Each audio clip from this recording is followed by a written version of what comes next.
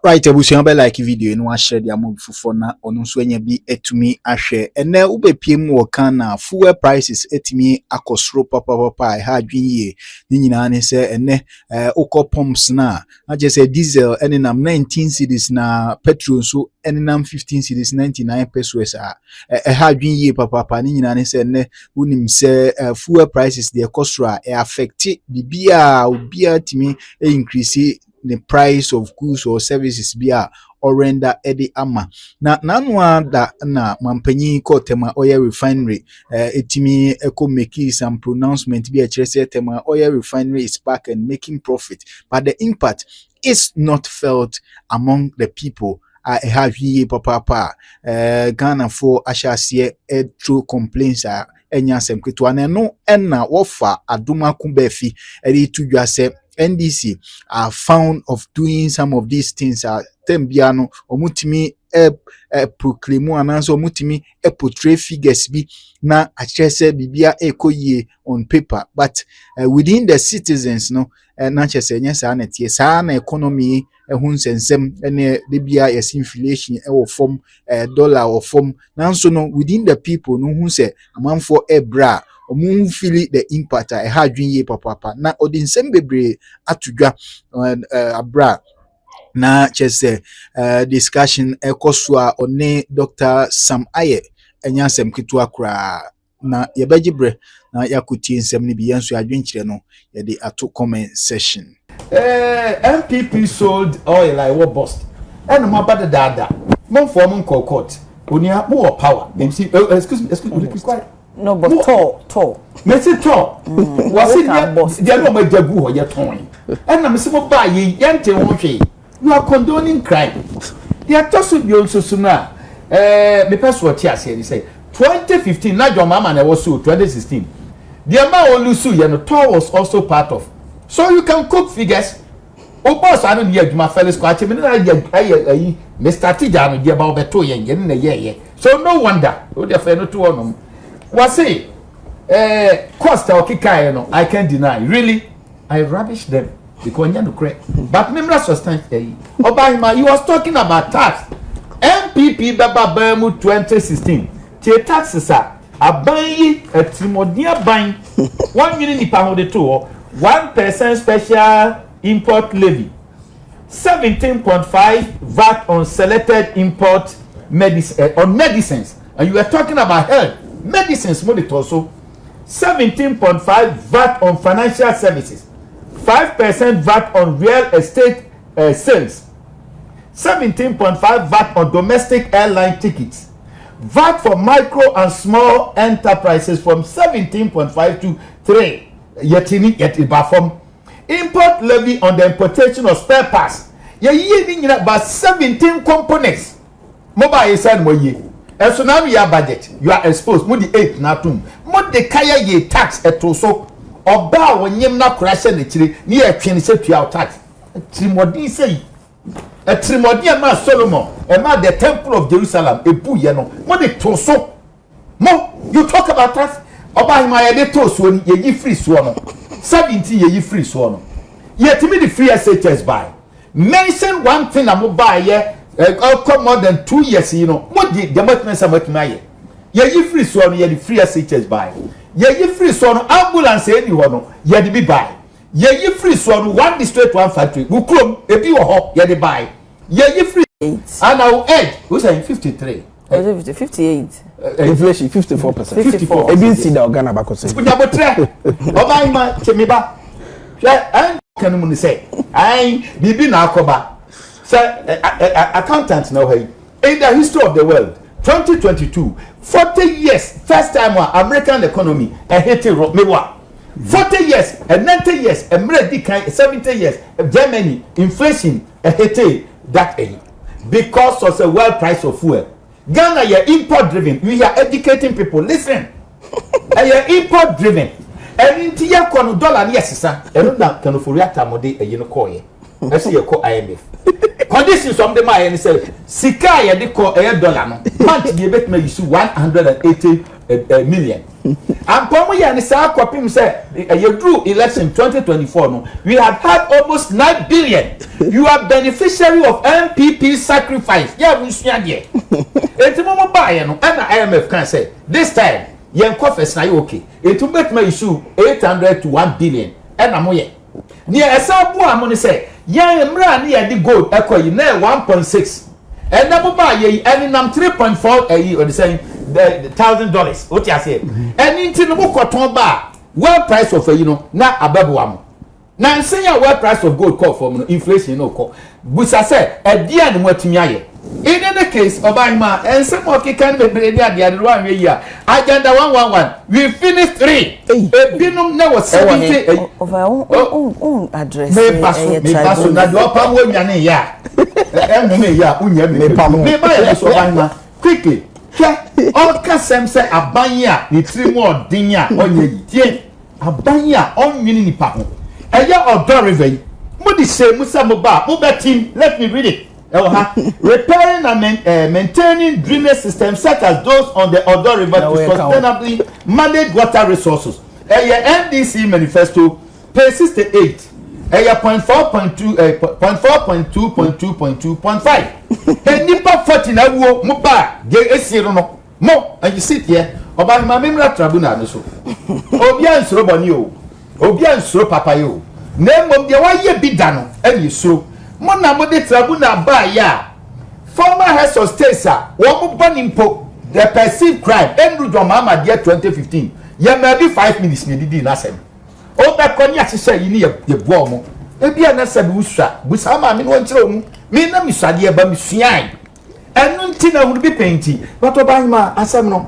de tie ni say wa no professor Besa okodi na die wonu a the professor Fiajoko Ghana fo nyina constitutional review committee say ade ende ye moso eya baisem didi opemogya na beso so yempe papa no wuya wa fa nyadwuma o the white paper krato so na nabusia for kwa atomo atene na the constitution and bayadwuma ena wo aso ba ekofa 8 kwasi prempe legal luminary wo mu se de koba no se ade ende Ghana fo mpe oba ma se ende mepe awehu sam ni se do mu sa de ba ye ni se president bia no gracia yente tax do mama se no de dabi ene de wasom o kro no amobo ex president bia mawidi no ex president bia no se wo bekoi one the better so tax e dia boa no ene de wa pene so trouble that one pene so but the ma sem no Ghana for any one that who play no ene say won to me asem ye no kotu mi nyanse egum ni sen enyina so ni sen na obi onu wo ba besia over 500 million 2019 Joy FM Sulemana Ibrahim no the other one what's the name this journalist he was working over there and Sana free honor it's me is this Sohini or something? Is what? Sohini wasn't there. Oh, the name is one na kwaya investigation said na me no atọ cars 250 at the Kogu State House one eya cars auton ye e di ma wo mo no DPR2 for say yempe because akokro no omo ye hwehwemu no the same time omkoto car no source no the omotoba public no it was less than the way ye yes ye na car 250 no na ba ku bia wo the $28,000 e dey ato so oba o na oba no bokro no wo politics no a e da akoba say NDC because ye nim e dia bebi o kan say ono so fi NDC musuba no obi akantamanto agoglosi makola wo mo apata share Fiscal kwa babesi asemedi na mo ba ya mo si ya mauso can we trust you obi ejina trial na wo de oba ya nipa be se do 9 wo so mo de o nyina ya se papa bi de nolly prosecutor magina no so de yi o mo adi na ofisi ya nwene indeed de wo pie wa no kan say as ya huru ya ni because no you live in a glass house and you are throwing stone subanye wo mo ni atade a mo se ya na yes ka je ti akromfo me ba Manasseh Azuri asem na make nyami sha wo fe ne mo pa mo fi Ghana keep quiet and listen tio mo NDC subanye ya ka je ti akromfo ayo wan to oboto ya no fe tire bi enye ma mo kike nyina ye mo subanye time that's it ya boa ho waba because any ma o keka ndem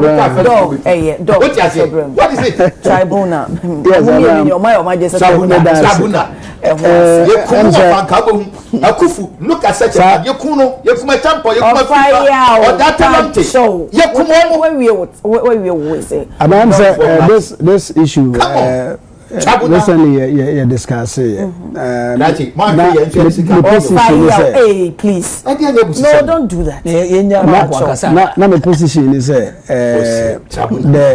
basis aban no ejina so the act na ba no key one or so there's a whole lot of cases yentimi and all that. In fact country bia no opesa we say the judicial system no stronger yes e be accessibility and no ho ntinka omo intentions omo ebiemu no in that line and Kenya bad, but yen from this angle one important yes when say even see biemu would there be independence of the judicial system, would there be speedy adjudication, would there be a rumor the people who are even in charge or right before courts of competent jurisdiction, would they have fairness in the judgment and all that? And no say a headache na you discussing on the tribunal the 1992 constitution it gives yes is part of the structure of our judiciary, so the regional tribunals now we say what is the main focus here say a normal crime be against the state, especially in terms of revenue and tax related or more involved in that now say to what extent have we even exploited that stage of what judicial system no? And then apart from that, say any other introduction tribunal what would be the main challenger if what we have already we can strengthen it, we can introduce modern technology to support the judicial service. Also recently I'm say Chief Justice Baafi make a comment about the digitalization of the judicial system. Those are the things I say investing because our backlog sometimes depend typing and all that. These days we have even AI systems and other instantaneously it can churn out whatever that was said within few minutes and answer seconds. I said young had the real challenges now. If tribunal act is assented to now still now intimate tackle the key issues no be one-sided kind of idea then who you say be invested in that idea say what we have no as a country you making sure say all the in fact I think we need to even increase the number of court complexes so now for no say resources no here in terms of human resource, in terms of technology na there yemfa enye dey ema omo na nka emo ye movie from a system idea case back yi ebia the first ebia ye per evidence na dey na dey decision ye if you na koye backlog sem na dey na nka no eso dey eswate because I don't know NDC doc kasano or sounded more like it's for NPP. And then NPP also sounded like it is against them. I mean that kind of posture, it wouldn't help us as a country. So also don't say I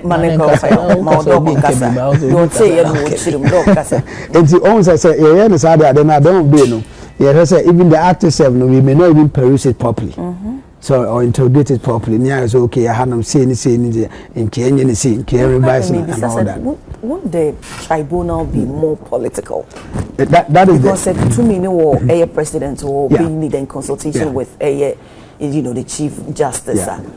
Now you pay it two other ways. Either say they could be lawyers and that's be lawyers. But the fact say you know, the presidency is involved, and it's a political thing.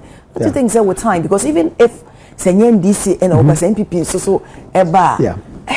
Hono na me drive at. Hono na me say osisi e no mfa na say bia o party na wa bam. So you will be in favor of it. And then all party na opposition, so you be against it. Let's look at the act itself and integrate it and question it. I mean, word by word, and juxtapose it against the system that we have now. And let's see, say, if it was set properly within the context of what we have as of now. So there is a banter between the two parties, and all the issues that are actually related to this particular act, and then I say putting it forth to the presidency. In fact, the president has the luxury of signing or not signing. And the man also said, in recent times, we witnessed, I mean, a bill that was never. Now they have to committee review reports in the choir. Position because now say it was a committee, it wasn't commission, so you can't say it's a white paper. So the president's position on it, indicates that they want the tribunal say because it is in our constitution. Inti banedi ebeba. And America say on signing. Another thing that maybe Dr. I because some who are we say tribunal beba. Do you think so? After no, yes, I about to appear. Oh, that is yes, me can the other Mimi it is a dear Obampeya appointed a leader, say the path 3 and the best city, you know, tribunal, so but there'll be a lawyer who will be the chair person of the committee. Now say or maybe abai abakwa to the next day, you know, but no be appointed on duration of time or the best someone saying. Do you understand what I'm saying? Because you have to interpret all this. Information the Attorney General Department going for put it out. There's no difficulty. But so all cast appointment a president about appointment and the other day. Say the Chief Justice president appointed. All the judges president appointed. Can we say because president appointed you Monty and I say or appoint you in consultation with the Judicial Council Monty? Or may politicians? No, Doc. I mean, when it comes to employment, cases and I said justices for there have always been an issue around it. That there have always been issues about almost everything. So that doesn't mean say initiative do or like that. But what is the? You see, the point is that things have happened in the past. Yeah, it doesn't mean that. If we are supposed to refine things to reflect the vision of your current state, we can do it. But the point is that when people phone me say your tribunals near the cases no qua a bad public but that is another. That's what I said. That is not the intention. No argument to quite this and some bay and Abba Kokota a related both, you know, political parties now any of public it's I say almost displaced because you know so be any that is one side. Now you see let me finalize on this. No, the dog can wrap up.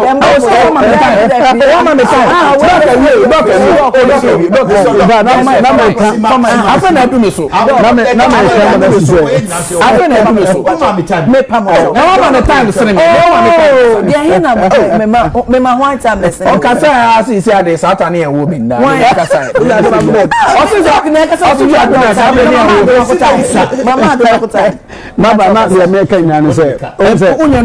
the end of the day, say your opposition party, say you're in government. Bibia enforces say oh your force and son wash on sir. Bibia ya no say that you need to me away in someone. Na obi apply and now implement here. Say ne bekono. And you say be your part your abamunti and bibia ni radio ma. One here we chine bi no. About the boat, the Boba bones, and now I know what's on the raise questions. No, 2 minutes, and we may make discretionary, we say powers are 2 minutes, man. We are now the 2 minutes. I say, yeah, back. I say, me, I walk in MP4. So, when you want, and this is Baafi from Diamica, record be, or in Wofa Kodum Piani. Yet, try one will be Ghana at 50. Ghana at 50. History is always out there to guide us and critical thinking in communication. There are also be a so and person or tears here and say, Chano bufwe dobedia do trako huye. Woefully causing financial loss to the state. Emra NDC air passes amram. Yempen for the case munchen you a court them. Chachu katamukugu. Into history is out there to guide us. More importantly, Àgye baako ampes wo tiasie ekese e wo sa asem say set tribunal asem Oba hima me say atwisem yelugu seso ani baako no nya baako. One osman penifo omuso wakadua yente so as gracia osia no de da bi. The Bakum Nipa Yakum be evidence is there. The Nipa 300 the Wuye through tribunal. You don't know it. Go and ask. And one said the Yaka. Okay. Me you know, Yampesa me come and say and say. Oba ye one moment in a court where you almost free. Oba touch you and what was my yellow free. Now how about no courtroom? Finally, not someone who can say yeah 2 minutes. In politics, can someone get home. That is why I always doubt John Dramani Mahama say we're a good communicator. What discredit judiciary to the extent also bad. I didn't know who for the offending family do. Say 14 because the Nipa bear 5 never come. In 2 bar you consult. 10 years you don't study history. If you are saying no Supreme Court, yet 21. You mete me that. And into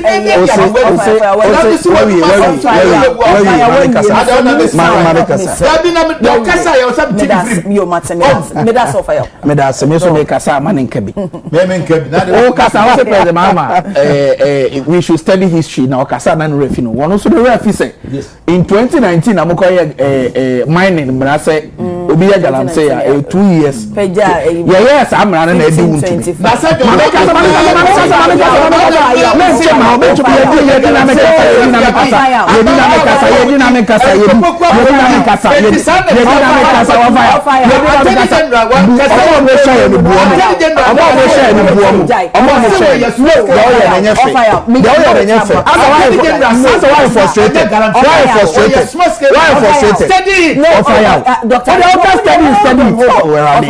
I am not happy about what you're doing. It's not fair. When you're with time, when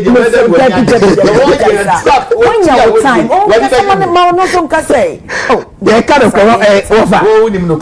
The beer said in Adomako read judgment. You have not read it. I have not read it. You have not, sir, because there is no issue about 200 cars. You mentioned 200 cars. 350. You are not ready. You are not ready. You are not ready. You are not ready. You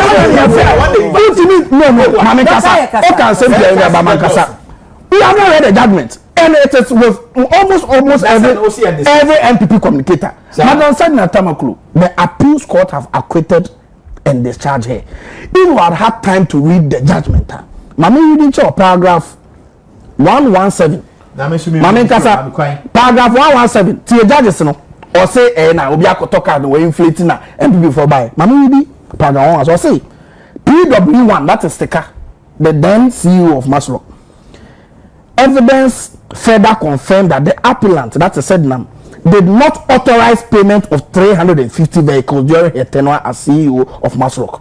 It was Teka who, after assuming office and renegotiating the unit price in 2017, authorized payment to Mark Autos. Both payments continued in 2017, by which time the appellant no longer held office. If, as the prosecution suggested, the contract lacked the necessary approval or ministerial authorization, it is difficult to see how Seka could lawfully proceed to perform it and authorize payments under it. The prosecution therefore failed to prove beyond reasonable doubt that the appellant contravened the procurement act. You have not read it. Court say you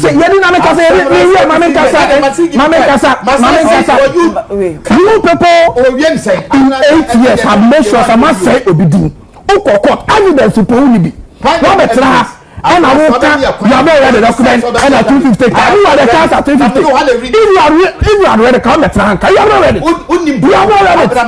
You have not read it. You have not read the document. You have not read the document. Why? Or catch a bill as a over 1 million people lost money during the Methodist Exchange program. I'm a